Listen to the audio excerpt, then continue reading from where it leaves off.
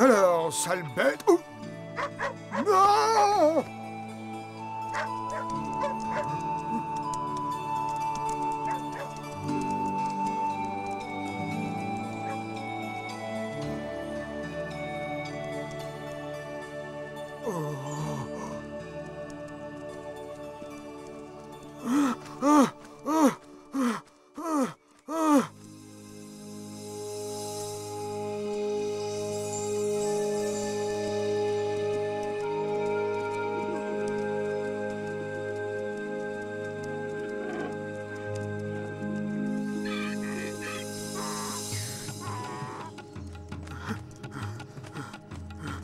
Hey!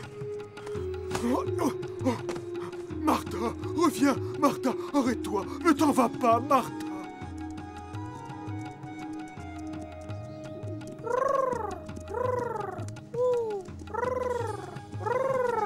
Oh, Martha, ne t'en vas pas! On peut parler si tu veux!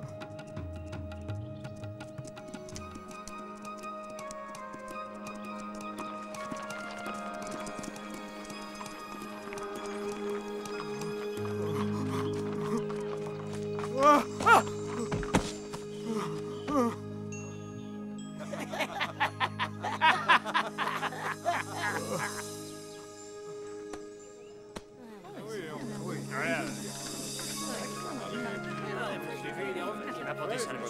Poussez-vous! Enfin, laissez-moi passer, place! Poussez-vous! Oh. Arrêtez cette femme! C'est ma femme!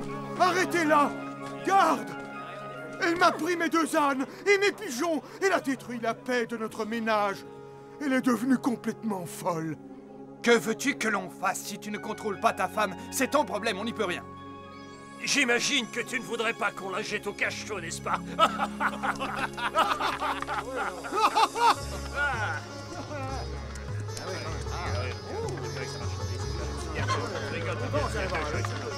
Et puis finalement, Ah là là, oui. j'ai trouvé franchement bien sûr de alors on va commencer à d'une façon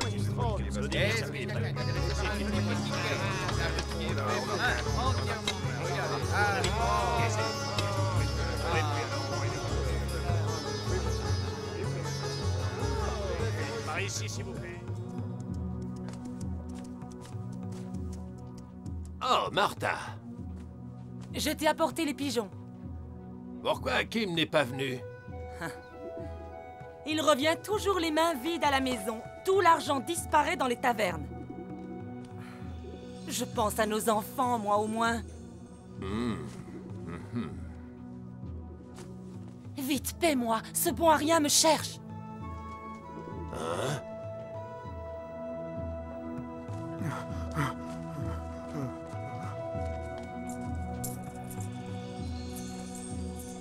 Va-t'en vite.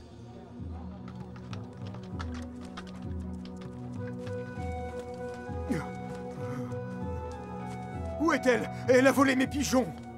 Tu plaisantes? Jamais tu ne trouveras une femme de sa trempe. Un conseil, au lieu de te fâcher, tu devrais plutôt arrêter de jouer et ramener de l'argent pour ta famille. Ah, voilà que toi aussi, tu me fais la morale. Oh, oh, je vois, tout le monde est contre moi. J'ai la solution. Je vais demander le divorce. Voilà ce que je vais faire. Oh.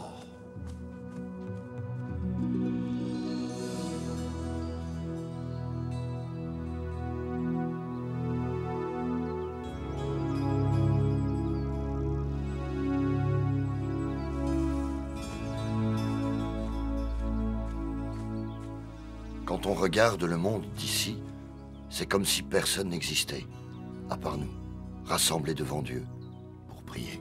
Quand tu vas prier, ne sois pas hypocrite, comme certains qui vont à la synagogue afin d'être glorifiés par les hommes. C'est ton Père qui doit te voir et t'entendre, pas les hommes.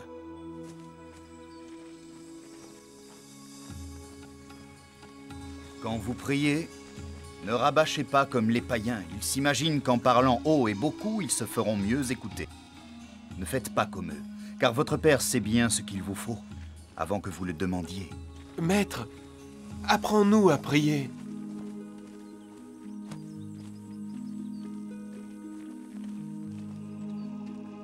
Quand vous prierez, vous direz ces mots. Notre Père qui es aux cieux, que ton nom soit sanctifié. Que ton règne vienne. Que ta volonté soit faite sur la terre comme au ciel. Donne-nous aujourd'hui notre pain quotidien. Pardonne-nous nos offenses, comme nous pardonnons aussi à ceux qui nous ont offensés. Et ne nous soumets pas à la tentation, mais délivre-nous du mal.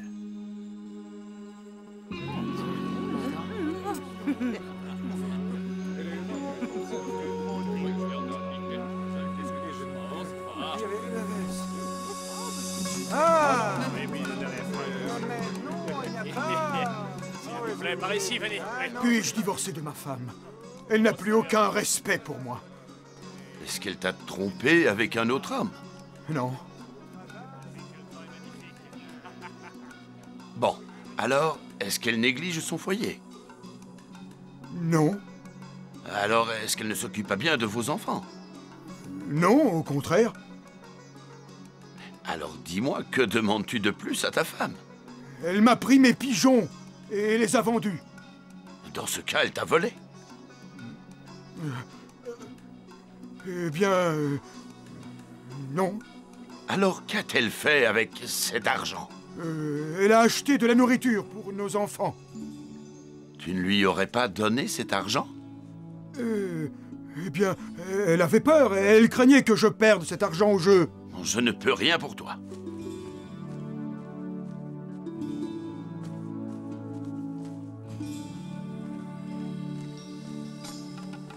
Hé, attendez! Pourquoi êtes-vous si pressé? Nous allons écouter Jésus de Nazareth. Qui est-il? C'est un rabbi? Oui, un rabbi hors du commun. Moi aussi, je veux voir ce rabbi.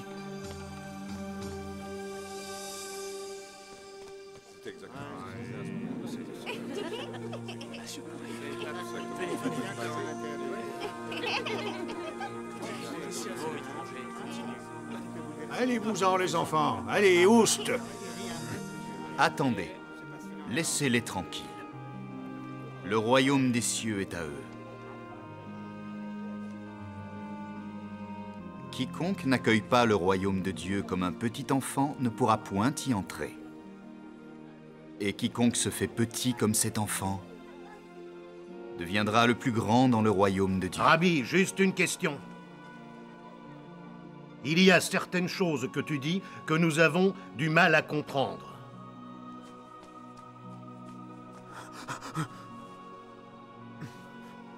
On m'a rapporté que tu as dit qu'il était illégal pour un homme de quitter sa femme.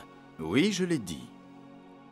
Vous n'ignorez sans doute pas qu'au commencement, Dieu créa l'homme et la femme. Et il dit, l'homme quittera son père et sa mère. Et l'homme s'attachera à sa femme, ainsi ils ne deviendront qu'un. Ils ne seront plus deux, mais une seule chair. C'est pourquoi l'homme ne peut séparer ce que le Tout-Puissant a uni. Mais pourtant, Moïse a permis l'acte de répudiation. Il autorise à l'homme, s'il le souhaite, de renvoyer sa femme. C'est à cause de la dureté de votre cœur que Moïse a permis cela. Mais je vous le dis, quiconque répudie sa femme et en épouse une autre commet un adultère. Et si une femme répudie son mari et en épouse un autre, elle commet un adultère. Quelle arrogance! Tu penses être supérieur à Moïse? Est-ce que vous avez entendu? Je ne suis pas venu pour abolir les lois de Moïse, mais pour les accomplir. Tant qu'il y aura le ciel et la terre, pas le plus petit mot, la moindre virgule de la loi divine ne sera altérée. Mais c'est du pur blasphème, quelle audace! Comment peux-tu oser parler au nom de Dieu? Dis-nous pourquoi tes disciples ne se purifient pas avant de rompre le pain. Je sais qu'ils ne se lavent pas les mains, ainsi que le rituel l'exige. Écoutez-moi et comprenez. Il n'est rien qui du dehors entre dans l'homme, qui puisse contaminer son cœur ou le rendre impur. C'est ce qui sort du cœur ou de la bouche de l'homme qui le rend impur.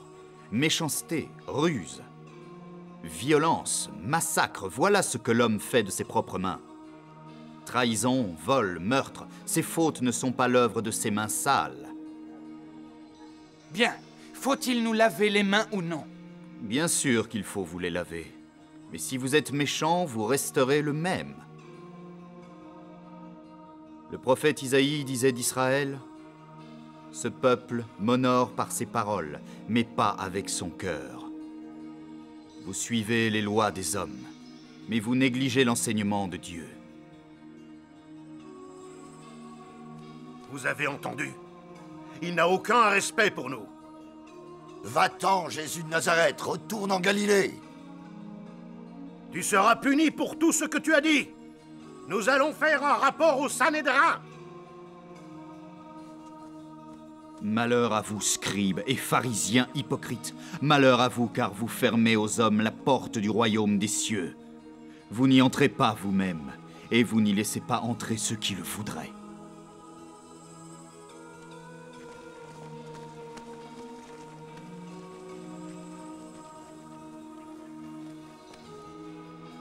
Et toi, que me veux-tu? Jésus, ce matin, je voulais divorcer de ma femme. J'étais furieux contre elle, mais maintenant, je ne le suis plus. Rabbi, j'ai finalement compris.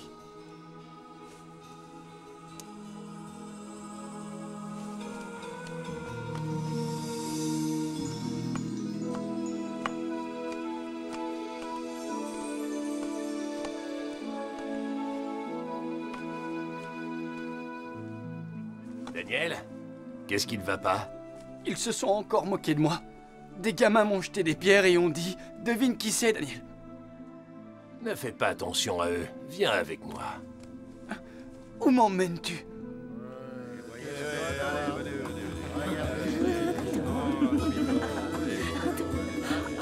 Jésus!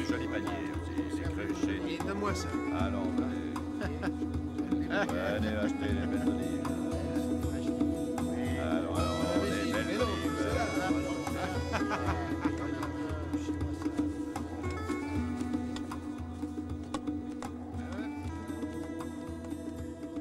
Maître, peut-on vous parler?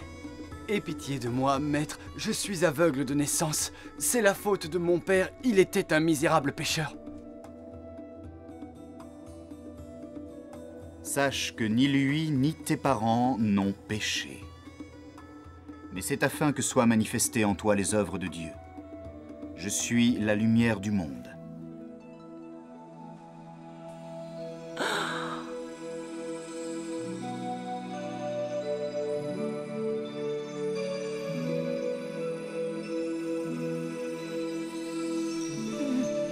Oh! Que se passe-t-il? Aide-moi, Bose! Va et lave-toi à la piscine de Siloé. Vous êtes bien Jésus de Nazareth? Celui qu'on appelle le Messie? Va et lave-toi à la piscine de Siloé.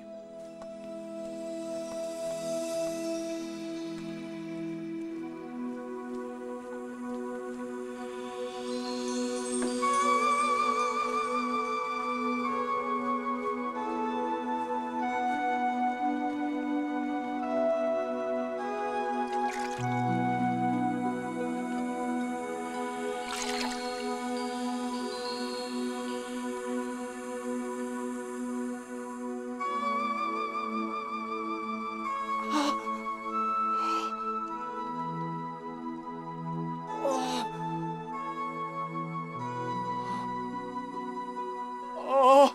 Je vois! Je peux enfin voir! Oh! Bose! Est-ce bien toi? Je te vois, je te vois! Oh, C'est incroyable. Je vois! Mes yeux voient! Oh!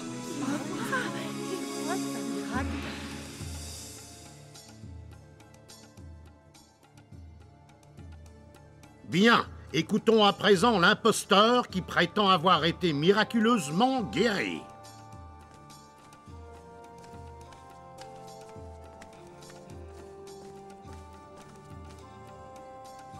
Est-il vrai que jusqu'à ce matin tu étais aveugle depuis ta naissance? C'est la vérité, j'étais aveugle. Je n'avais jamais vu. Et que s'est-il passé? Jésus a mis de la boue sur mes yeux et m'a demandé de me laver à Siloé. Scandale! A-t-on jamais vu ça? Jamais ne nous fera croire tout cela! Ah, cet homme n'a pas été envoyé par Dieu. Il a transgressé sa loi. Il est interdit de soigner quelqu'un pendant le sabbat.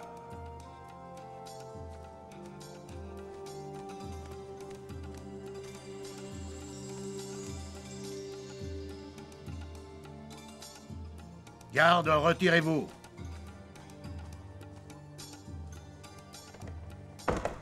Est-ce bien Daniel, ton fils aveugle, qui se tient là? Oui. Et comment se fait-il qu'il puisse nous voir à présent? Tout ce que je sais, c'est que ce matin, il était encore aveugle. J'ignore ce qui s'est passé. Je ne suis qu'une ignorante, je n'y comprends rien. Cela suffit, femme. Tu mens. Dis-nous la vérité. Nous savons que Jésus est un pécheur. Oh, j'ignore si c'est un pécheur ou non. Par contre, je sais que j'étais aveugle et que je vois maintenant. Mais qu'a-t-il fait? Comment t'a-t-il guéri? A-t-il invoqué des dieux païens? Réponds. Je vous l'ai déjà expliqué, mais vous n'avez pas écouté. Pourquoi insistez-vous ainsi? Voulez-vous devenir un de ses disciples? Tout s'éclaire. Tu es un de ses disciples. Mais nous sommes des disciples de Moïse. Et ce Jésus, de qui est-il le disciple? C'est plutôt étrange. Vous demandez de qui il est le disciple et lui m'a ouvert les yeux. Si Jésus ne suivait pas la volonté du Seigneur, il ne m'aurait pas guéri. Hein?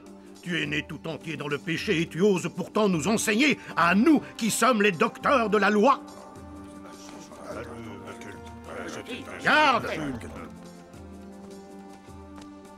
Jetez ces individus hors du temple et assurez-vous qu'ils ne puissent plus jamais y entrer. Désormais, ils n'appartiennent plus à notre foi.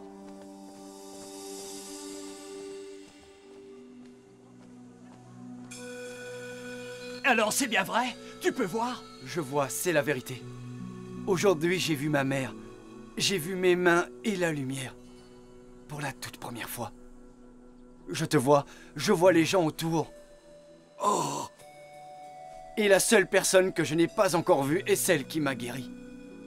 Je vivais dans les ténèbres depuis toujours, et maintenant je vois, grâce à Jésus de Nazareth, qu'il soit béni.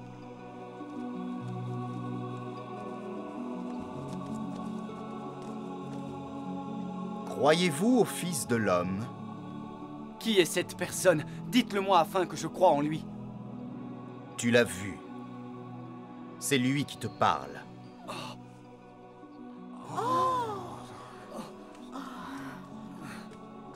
Alors je crois, Seigneur. Je suis venu pour donner la vue aux aveugles et pour la reprendre à ceux qui peuvent voir. Tu insinues que nous sommes aveugles? Si vous étiez aveugle, ce ne serait pas un péché. Mais parce que vous dites « je peux voir », votre péché demeure. Oh.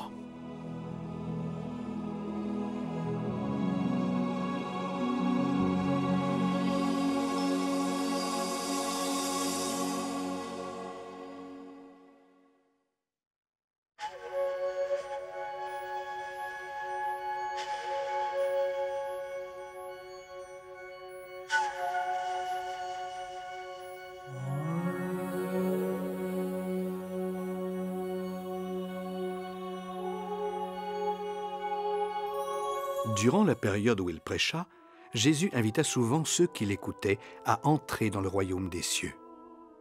Le royaume qu'il prêchait n'est pas juste une image ou un symbole. Le royaume est en réalité constitué d'un grand nombre d'enfants, de femmes et d'hommes qui ont choisi depuis le début des temps et qui choisiront encore dans le futur de vivre selon la loi de Dieu. Le royaume des cieux appartient à ceux qui aiment Dieu plus que tout. Il appartient à ceux qui aiment leur prochain comme eux-mêmes. En bref, le royaume des cieux appartient à ceux qui ont renoncé au péché pour suivre Jésus. Jésus a dit « Suivez-moi dans mon royaume ». Chacun doit donner sa propre réponse. Jésus invite tout le monde. Il ne tient aucun compte de la couleur, de la race ou de la nationalité.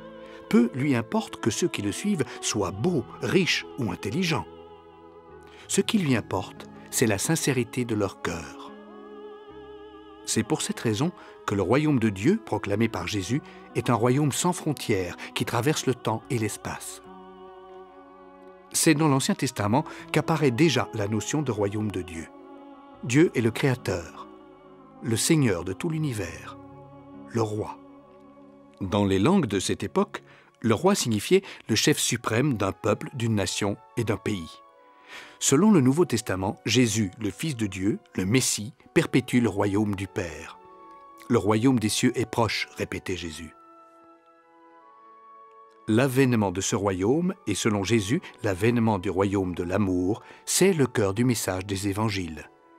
Le royaume de Dieu est promis particulièrement aux enfants, aux pauvres et à tous ceux qui n'ont pas de pouvoir, ceux qui n'ont rien, mais qui fondent leur existence sur l'amour et le respect de Dieu. C'est pourquoi Jésus répliqua à ceux qui voulaient tenir les enfants à l'écart, « Laissez venir à moi les petits-enfants et ne les empêchez pas, car le royaume de Dieu est à ceux qui leur ressemblent. »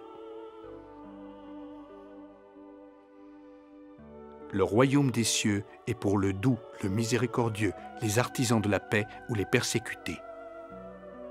Jésus nous a appris à prier comme des enfants. Notre Père, qui es aux cieux, que ton nom soit sanctifié, que ta volonté soit faite, que ton règne vienne.